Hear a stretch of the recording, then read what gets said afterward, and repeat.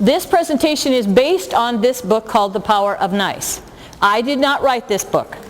So last session I had some people ask me to autograph their book. I'm willing to do that, but I did not write this book. I'm not the author of this book. The two authors of this book are Linda Kaplan Thayer and Robin Koval. And they've actually written several books with the power of, I think there's another one called The Power of Quick. There are a few things like that. And they're all very easy reads, and I do encourage you to read the book. And what I'm going to try to do today is to kind of connect it to what types of things we've been doing. I want to start by introducing myself. My name is Carol Lensing, and as you heard yesterday afternoon, probably I'm a recovering superintendent. So I have had quite a journey in education. I was born and raised in Davenport, Iowa. Spent my whole life in Iowa as an educator and as a person growing up. And when I went to college, I met my husband. We got married right out of college. And then I went to work teaching. I have taught at the high school and middle school level. I was a high school swimming coach of girls swimming, which I enjoyed very much. I was a middle school principal, a high school assistant principal, central office curriculum person, director of student services. I'm one of those people maybe that just couldn't hold a job, so they kept moving you around. You know how those people are.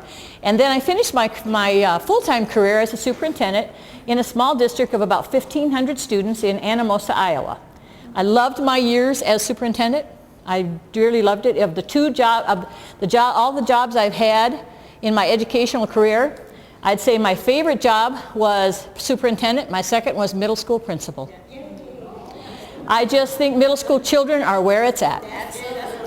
They tell it like it is. You know where they are. And they have the enthusiasm. They also have those anger and those emotions coming out, but they're just wonderful young people. I'm delighted to be here. My journey with SAM started after I retired as a superintendent, and I got a call to ask me to go to Louisville, Kentucky to hear all about this thing called SAMS. Didn't have a clue, but I knew I wanted to do something part-time. So I went down to Louisville, met with Mark. The rest is history. Brought the program back to Iowa, started in 2006. So we've been going pretty well since then, as you heard at noon at the luncheon speech as well. So that's kind of who I am. I'd like to know who you are, so raise your hand if you are a SAM. All right. Raise your hand if you're a principal. Okay. Raise your hand if you're central office or somebody else that I didn't describe. Okay, great. Anybody else, any group I missed? Okay. It's really great to have you here because I think this book, while the book in and of itself is powerful, has many, many connections to what you guys do every single day in the schools. So my objective, as it says there, is to share and assist you in your important work every day as SAM principal teams and or anyone who supports pre-K through 12 education and higher education as well. So that's my objective for the day, for the presentation. When you hear the word nice, what do you think of? Do you think of a picture of a little girl like that with that big broad smile? What kinds of words come to your mind when you hear the word nice? Just shout out a couple.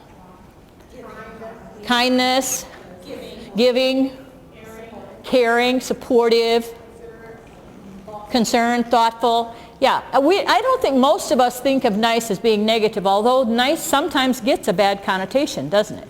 Because some people think if you're nice, you can't accomplish anything. And so it's fine to be nice, but are you really going to go anywhere with it, so to speak? So I'm going to show you, I'm a firm believer in the power of videotapes, videotape clips. And hopefully this one will work, but there was another one this morning session that really went awry, and I'll tell you about that when we get to that one. But anyway, maybe you've already heard the rumor around the conference. But video clips have tremendous power. And I want you to watch this first video clip, which is from the movie Meet the Parents. And it's got Ben Stiller in it. And so Ben Stiller, as you know, is kind of an interesting individual in and of himself. So we're going to watch this video. Then we're going to talk about nice. Who's nice here and who's not? Oh, I'm sorry. It's a lonely boy who goes 9 o'clock right now. You're not there. I'm in row 8. Who's that side? Just one row. Who called you a home chair? Step aside, sir.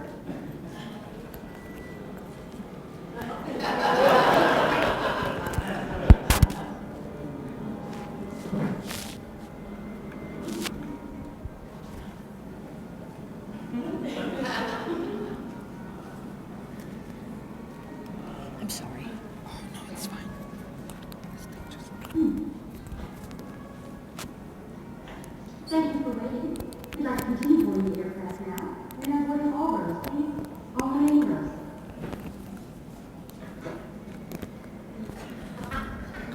Thank you.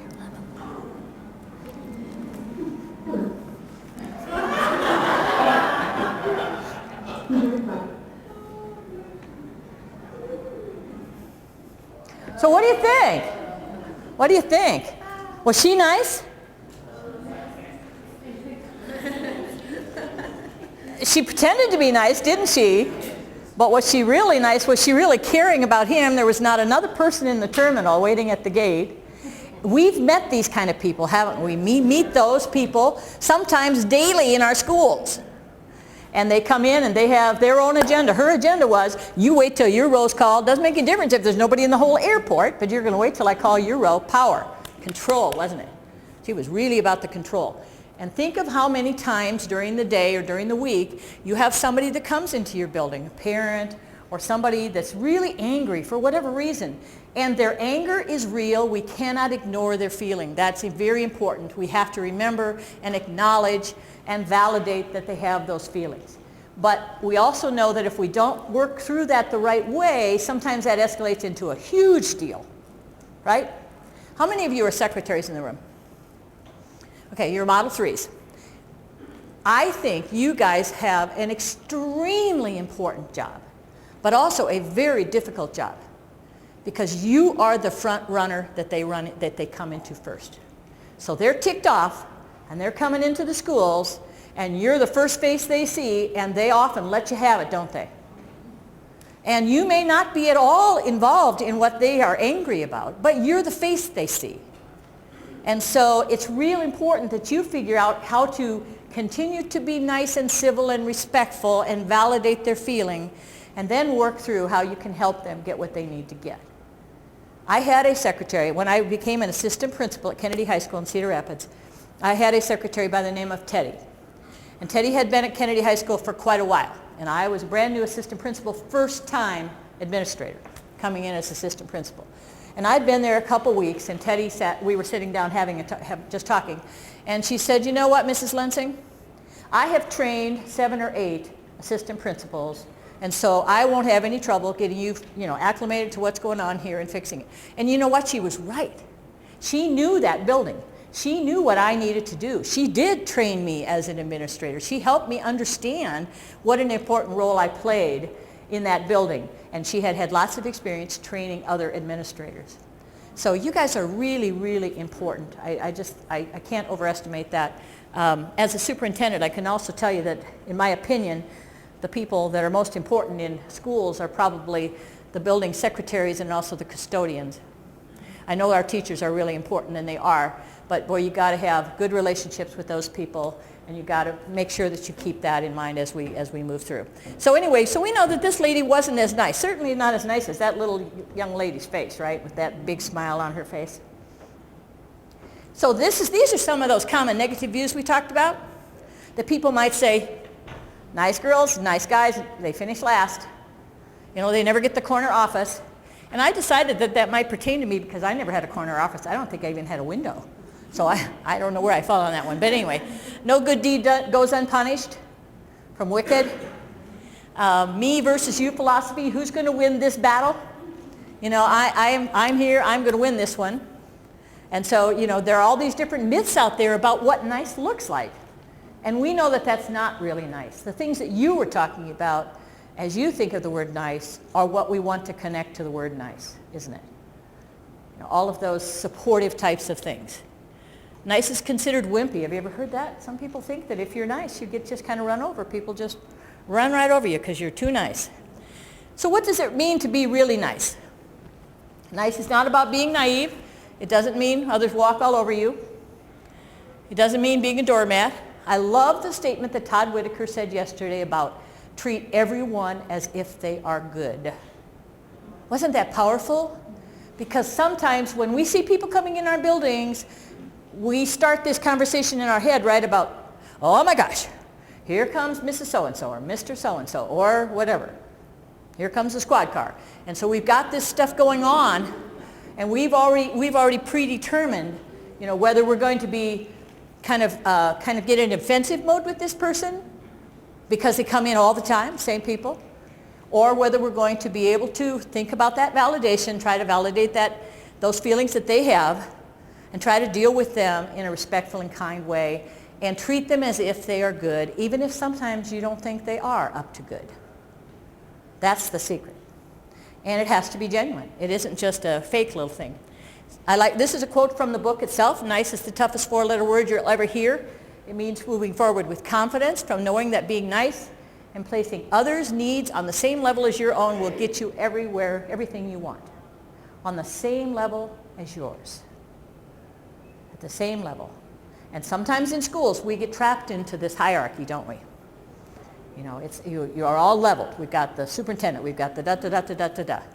And when I was superintendent, I found it fascinating that there were so many groups of people that worked in my district, and I think in all districts, that saw themselves as the low person on the totem pole. The lowest person. It was in many cases, the maintenance people, for example. They saw themselves as the low people on the totem pole. The food service people. In some cases, the secretaries and the non-certificated staff saw them as the low person on the totem pole. One of the things that I did when I started to become superintendent was I knew I needed to build relationships. And so I spent time and I did shadowing of every job in my district. So every year. So once a year I would be a food service worker. I'll tell you, what I was telling them was that I was trying to rule out the things I didn't want to do when I retired. And there were some food service people are incredibly hardworking people. They work their tails off, guys, and sometimes they don't feel appreciated, and that we see them as an important piece of that system. When I did custodial work and cleaned toilets and stools, and I'm thinking, I definitely don't want to do this when I retire, but they work very hard. Bus drivers work hard. I wasn't able to drive the bus, but I would go with them. I don't have my license to drive the bus, so that would have been a disaster. You wouldn't have wanted that. So anyway, but I really learned a lot about what it took to be a part of a larger system, and that it takes everybody in that system to work together. And we all have to be looking at each other on an equal playing field, saying, you're just as important no matter what you do, you're just as important no matter what you do. And we're all in this together for our kids. And that's the important thing. Wasn't Jim Sorensen wonderful? If you had a chance to hear him, he was here for he was here for the pre-conference as well. And I really liked the conversation about the fierce conversations, because sometimes I think to yourself, well, can I really be nice and still have a fierce conversation? And I absolutely believe you can be nice and still have that fierce conversation. Depends on how you prepare for it and how you lay it out, and keeping in mind all the time that you're trying to respect and care for that person that you're in the conversation with, even if you don't agree with them. Even if you don't agree with them. So he laid out 3 things that were kind of the 3 big ideas for fierce conversations. And the first one's kind of interesting. Talk with the person next to you about what you think that first one means. Our careers, our schools, our districts succeed or fail gradually and then suddenly, one conversation at a time. What does that mean to you as you read that? Talk to a neighbor right around you.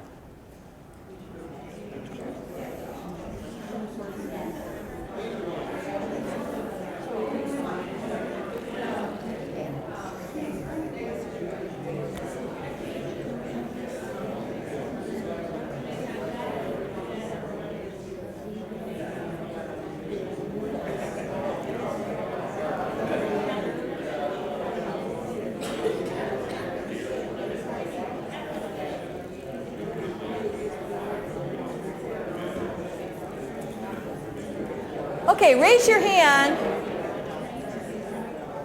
Raise your hand and share. Let's share just a couple of ideas that came to your mind as you read that first one about they succeed or fail gradually and then suddenly. What's that mean to you? What'd you talk about? Somebody, what'd you talk about? I mentioned the examples from the breakout session on fierce conversations where this came up, was discussed, and how you get to a place. When you get to a place, it's not that you just suddenly got to that place. Yeah. Things have been happening all along the way, and that's where again, whether it's success or failure, you didn't just get to that place. You're It's a progression, isn't it? Yes, it's a progression. We discussed it a little bit, like, if you don't address it, people assume it's okay. Right. If you don't, if you ignore it or just kind of what she just Right. said, and people just say, oh, it's okay, well, I do that too. For example, Right. easy one is a teacher talking on their cell phone or something. Right, exactly. It just kind of builds, doesn't it? Ignore it, other people say, oh, Absolutely. If you think of that in terms of your personal life, for me, personally, I have always struggled with weight. Always.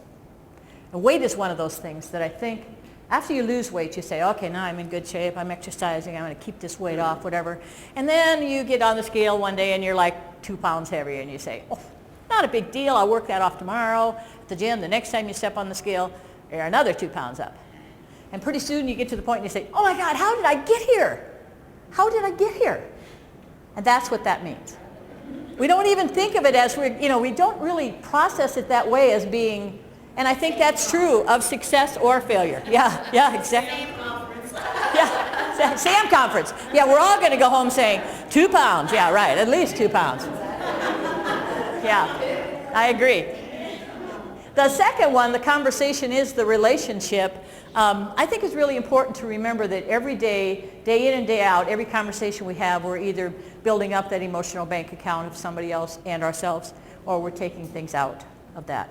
If I had my way, I'd do away with all teacher lounges in schools.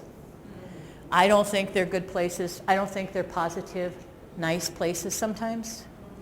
I wish they were, and I wish when teachers were in there, they were talking about instruction, not just the kids that are giving them crap in their classroom, and then, if you think about the new teachers that we bring into our schools, and then they go into that environment, and you can hear some of the older ones saying, I'll give you a couple weeks to keep that positive attitude around here, and it just is kind of interesting how that all, so the relationship is really the conversation. And then the last one I think is really fascinating because I agree on that. Don't you find yourself always saying inside your head kind of a conversation? It's like when that angry parent comes to the school. Oh my God, it's Mrs. Jones again. How many times is she coming to my school? It's always the same story. She's always complaining about me or the principal or a kid or teacher or whatever. And so you got that internal voice, and so it's hard to focus on how can I be nice to that person when inside I'm thinking, get out of my life. I've got other things to do. And we all have those internal conversations. And once in a while, we involve other people. So when we involve other people, we want to keep that focus that way. These are the six principles of the power of nice that are identified in the book. And that positive impression piece is huge.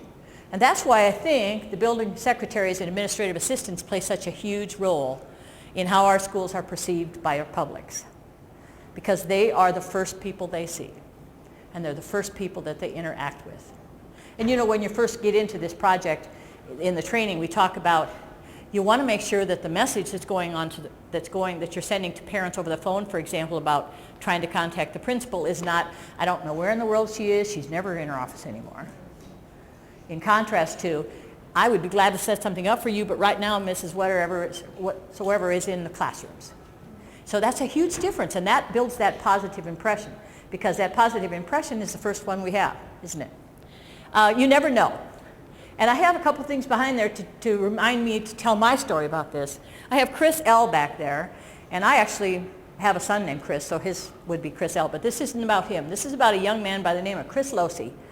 And when I was assistant principal at Kennedy High School, I was in charge of discipline for half the students in the school, about 1,600 kids. I didn't really like that job. But anyway, Chris was one of those kids that was in my office almost daily. Teachers always sending him down. He was in a fight, or he was late to class, or he had parked illegally, which I hated about parking for high school. So anyway, so he was always in my office. And I left mid-year of a year that Chris was there, and he was about a sophomore, I think. And I went to be principal at a middle school nearby. And so made the transition. They hired somebody from my position at the high school. And the next August, we were having pre-service, and guess who showed up at my middle school? Chris Losey. And he says to me, their teachers were just doing teacher workshops. He says to me, Mrs. Lindsay, you've got to come back to Kennedy. And I said, Chris, I can't do that. I can't come back to Kennedy. He said, but you were the only one that cared about me. You were the only one that believed in me. And I said, I don't have to physically be in that school to believe in you. I believe in you, and I know that you will make it across that stage, and I'll be there when you make it across that stage, graduating from high school. And so we forget sometimes the impact we have on people. I thought this kid probably thought, oh my God, I'm glad she's gone to another school. But that wasn't what he felt. And we have impact on young people every single day, and we don't realize what, and people do, you never know what's going to happen and who's going to be caring for it. The other word I have behind there is healthcare. And that's because a close administrator friend of mine in Cedar Rapids, when I was working for that school district, had some real severe health issues later in his life. And he was in the hospital, and after he had lung surgery, and after the surgery, we were together for dinner with him, and he said, you would not believe it. Here I am at the table, ready to go into the operating room, and I look up, and the nurse that's helping me is one of the nastiest little kids I remember being in high school. And he's thinking, you think you don't feel vulnerable? And that's what I'm getting at, because that child is, you never know who's going to be taking care of you later, who's going to be pushing me down the hall in a care center someday. So I try to treat everybody as if I run into you again, you're not going to say, oh, there she is. But rather she's going to say, she treated me as an equal, and she was nice, and she cared about me. So I think that's an important lesson for us to learn. People change. And they really can change. I mean, I've seen that with kids. You've all seen that with kids. And they go through school, and you're thinking, oh, my gosh. I had a little middle school kid that was just a little, fill in the blank when he was in middle school, when I was principal there. And I recently saw his parents, and they said he's now the CEO of a small hospital. And I'm thinking, okay, good. That's good. I have that internal conversation going on. Yeah, right, okay. But anyway, they do change. And so we have to value every child, every person that we run into, because we don't know. And there are going to be some changes. They are going to change. Nice has to be automatic. It has to be a natural part of who you are. People can tell if it's fake. It's nice to see you, Mrs. Jones. Yeah, that's not real genuine. So I think we have to really practice at that. And negative impressions are like germs. They're poison. That's that teacher lounge piece. That spreading of just a little bit of negative here and there, and pretty soon you've got this environment and everybody's unhappy. And so we really need to try to be sure that we're not. And then you will know. Value that niceness in yourself and others the same way that we respect the other things that are important, intelligence, beauty, things like that. These are some nice tools that are listed in the book. And I'll just run down them quickly because I know that's small. First, exercise your niceness muscles. Just like we have to exercise all the rest of our muscles, exercise your niceness muscles. Practice it. Practice being nice. And you're all being very nice. I want you to know that. Be a best supporting actor in somebody else's play and music. Don't always try to be the star of the movie, but let others be the star, and you be the supporting actor or actress. You support those people. Model yourself after the kind of person you admire. I think that's real important. Think about the people that you admire, and then try to model your behavior, your attitudes, the way you communicate with that against that person. Hold a networking party. This has been a great networking party, hasn't it? One of the largest values of getting together is just be able to connect to other people and to be able to see how they're doing in their districts. And also feel supported, because sometimes when you're out there in the school, you're like, I don't know, we must be the only ones having trouble with this, or we must be the only ones doing that. And you know when you come here that that's not true. Everybody struggles with the same things. Everybody wants the same things for our kids. So it's important that we have those networking things. Make a difference, pass it on. Throw out the scorecard. It's not who's going to win this one, who's going to win that one. When my husband and I were raising children, we didn't always agree on how to raise our children. We had 3 children. My husband's position was, you do as I tell you because I'm the dad and you're the little kid. That was his position. My position was, let's talk to him. Let's talk it out. So we were kind of on different camps on how to do it, but we both knew what we wanted to come out the other end when they were adults. And so it's okay that other people have different opinions than you. You just kind of have to focus on what that goal is. It's okay. Flash your smile. Smiles are very contagious. Mimic the masters, make others laugh. We're going to do that in just a minute. We're going to watch some video clips that hopefully will make you laugh, and you can take them back and use them and help other people laugh, because it's important. Offer a sweet. That's why the little candy pieces are on your table. If you just set a dish of candy at your front desk in your office, you'll be amazed how that even calms some people down when they come in.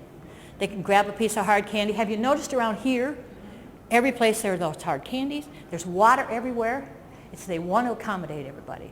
And so think about that in terms of sweets are really good, and they really help everybody kind of calm down.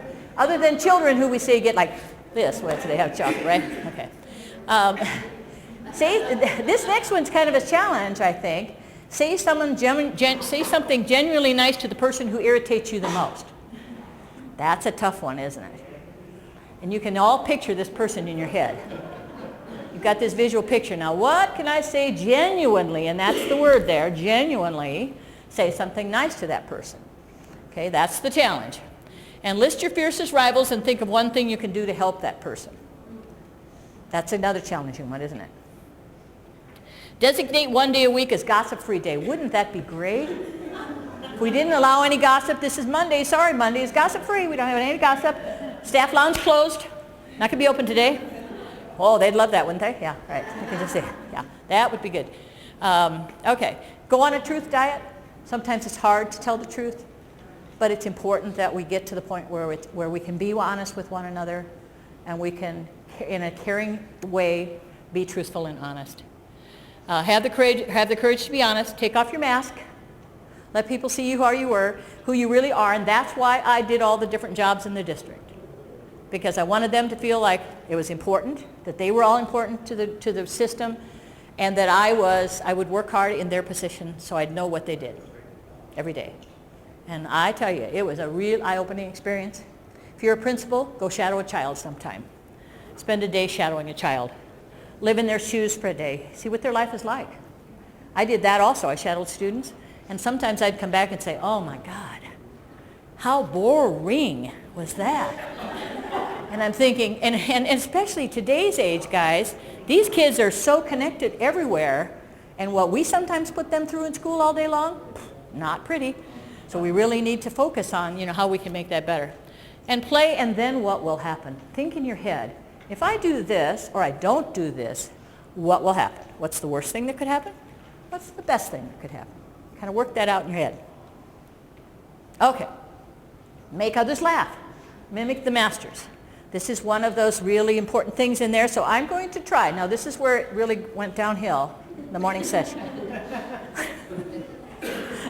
We're going to try, first of all, to watch a Lucille Ball clip. And this is where I'll tell you later, but we'll see if we can get this to do. Hold on just a second. Get out of here for a second, if I can find my cursor.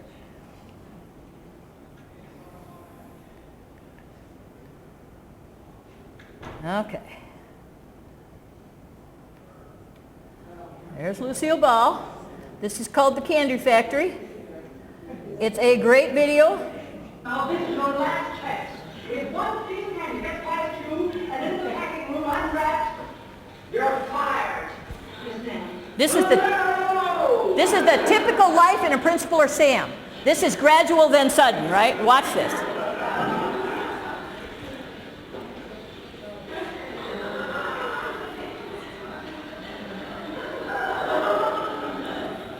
Well, this is easy. Yeah, we can have this, okay?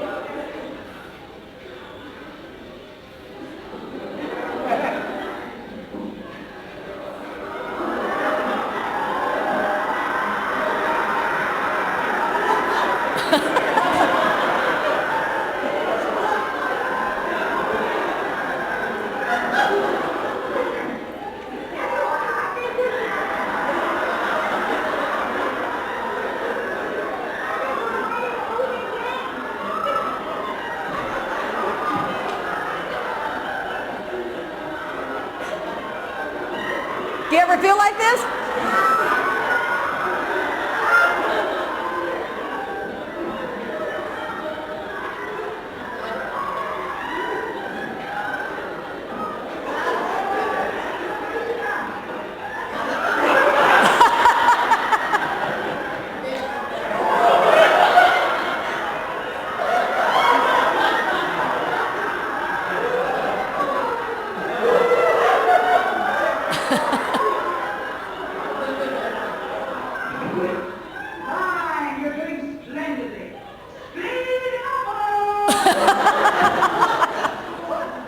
Now this is what happened when I went out of this morning. Well, hopefully this isn't going to try it. This isn't going to do it, but it went and it, I need to get back out of here. Oh, come on, come on, come on. Now, this is your No, last no, no, no, test. no, no, no, If don't do one that. student kind of gets past you and into the packing room unwrapped, you're fired. Yes, ma'am. Actually, what happened this morning was that it went to a bra commercial. I was right in the middle of this and it went back to a bra commercial because it's a YouTube video, so I'm going to get back there quickly. Okay, let's look at a couple of others. This next one is called change therapy, and it's a group of teachers kind of talking about their life and how change has influenced them. Daddy, just remember, anxiety about change is really just a fear of losing control. But Dr. Vaughn, that's just it. I have no control. None. Not at all. I've been in elementary education for 23 years, and I've seen open classrooms and back to basics, whole language, hooked on line, higher standards, no standards. Do you do your thing? I don't do that thing. Assertive discipline, no discipline, student-based education, outcome-based education, mastery learning, master teachers, merit grading, mentoring programs, peer coaching. I've done it all.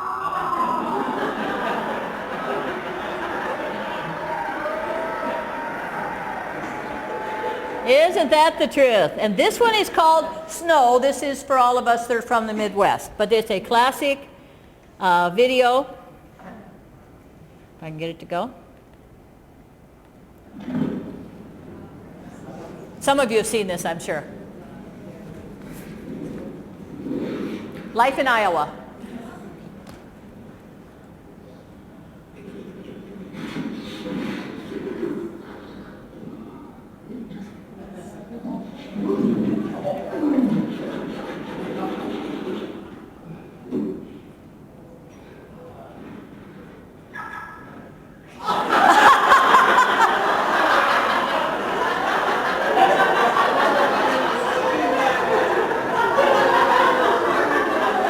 He cleaned the wrong car. Yep, that's the way it goes. But doesn't it feel good to laugh? And we need to laugh. Back in our schools, we need to have times to laugh. And videos are great ways to laugh, and people can all connect to video clips.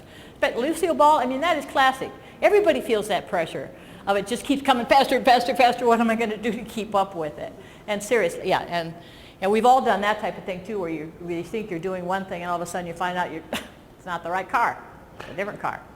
Okay, continuing on, become an active audience member, and you know how it feels if you're presenting or you're having a conversation with somebody and you know that they're not engaged and they're not active. To really work at being an active audience member, find the yes and the no. Mark Schellinger talked the other day in the pre-conference about how we can have conversations with people, especially people that are angry and upset with us, and when they come into our offices in the schools and things like that, to first validate that they have these feelings, because feelings are neither right nor wrong, guys. They just are. It's the behaviors that come out and the actions that come out of the feelings sometimes that are not appropriate, from adults, from children, from us. So it's okay to have the feelings, but we need to validate that they are indeed angry. They're frustrated. We know that. We can tell that, right? And then we need to figure out, and then the second one is 1,000 yeses, and that basically is talk to them about what are some of the things you can do. What are some of the things you can do? For example, if you're a secretary, Sam, and you're out in the office and somebody gets really upset and you validated their feeling, you can say, what I can do is I can put you on the principal's schedule. I can schedule that for you because I know the principal would want to know this issue. So let's get you on the calendar. So talk about that and then work through the solutions to it. I think that helps as well. Zip your lip and listen to others. Listening is the highest form of compliment you can give to somebody else. In all my experience, I had lots and lots of angry parents that would come into me when I was superintendent. The job I hated the most about being superintendent was deciding whether to call off school. Absolutely the worst job in the whole world. And no matter what you do, you can't win. You got 50% of the people say you should have called off school, 50% not.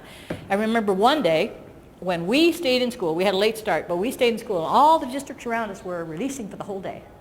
So I thought, okay, I'm going to be the good superintendent. I'm going to go out there and ride one of the buses to show that it's safe. So I'm on the school bus, and we're taking the route, picking up kids, and we went to this low-rent housing area, and a couple of kids got on the bus, a couple teenage girls.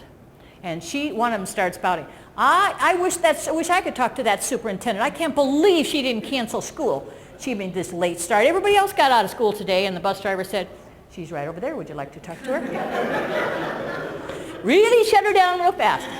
But we did have a good conversation. I just wanted to listen, and I wanted to be on the bus to see what was going on and listening. Honor your debts, those who got you to where you are. The person in my life that got me to where I am, that started my journey, was a high school physical education teacher who believed in me enough. I was not a very secure young lady at that time, and I didn't know what I wanted to do. And she believed in me enough to say, you need to go to college, you need to become a teacher, because you're going to have great effect on kids. And she encouraged me, and I owe that to her. I'm indebted to her. Always, I'll be indebted to her for that. So honor your debts. We're going to do that in just a minute. Irritation is the mother of invention. Find solutions to complaints. Kind of deal with it. Star in someone else's movie. Let them be the star. You be the supporting actress or actor. And find the feeling in things and validate those feelings. Okay, so I want you to either mentally, or you can write this down, to honor your debts. I want you to fill in those sentences. I never would have made it to where I am today without da-da-da-da-da. Who is that? Or what is that? I owe a great debt to, fill in the blank. I take courage from, fill in the blank. And my greatest teacher was, fill in the blank. Take just a second to think about that and then share it with a partner. You can write them down, or you can just think about them. Because most of us, that comes very easily right off the top of our head. Talk with a partner briefly, and then we'll have just a few people share out.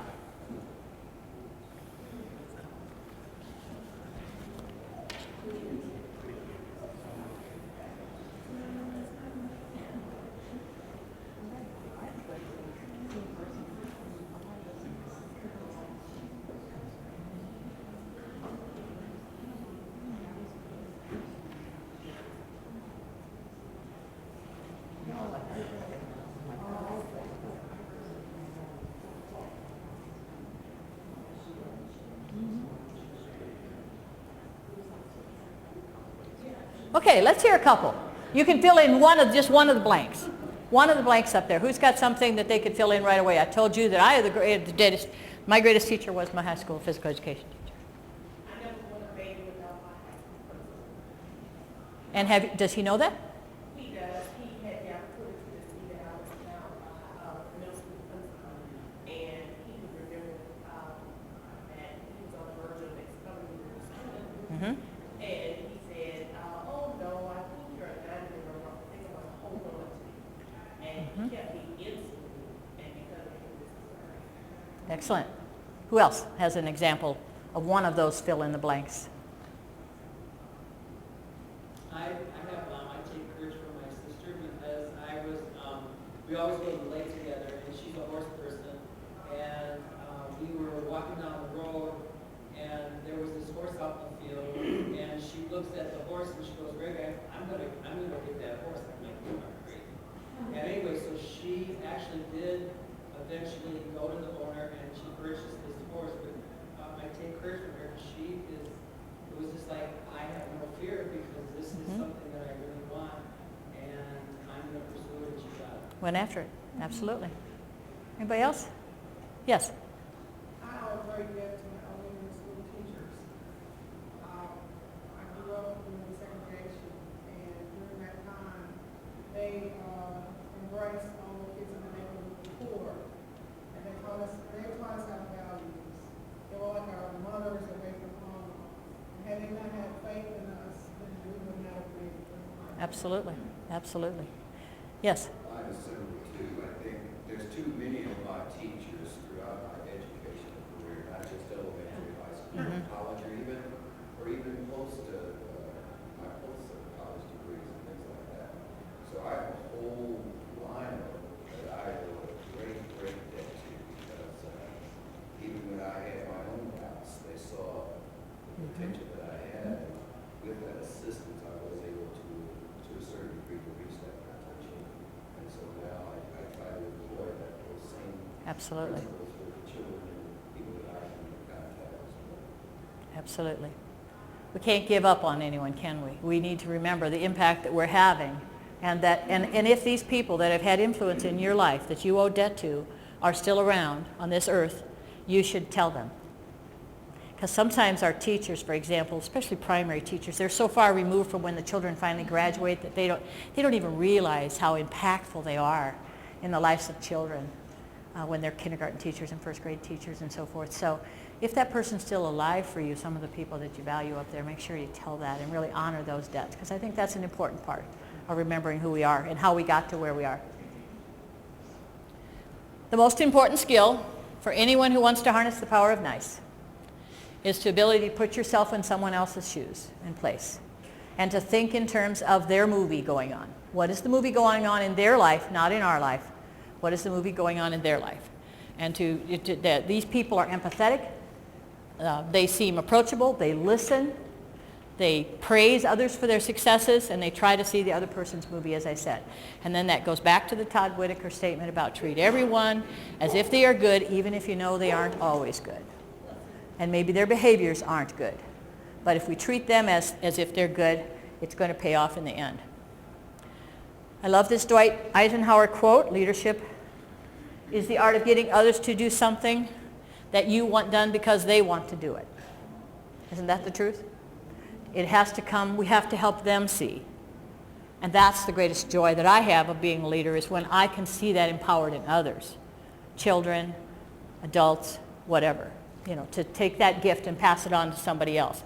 I'm going to show you another brief video clip and then read just one statement from the book and then get you out of here. So this is called Administrators Dancing. This is a great little video clip, and it's really fitting for the times. No, it wasn't last night. Some of you may have seen this. What's going on? We don't know how many walkthroughs we've done this week. We don't know if our teachers are supposed to learn this yet. And nobody knows where Dr. Henry is. 142 walkthroughs, 97.3% of the learning with it. In the samples, where's Dr. Henry? In your office.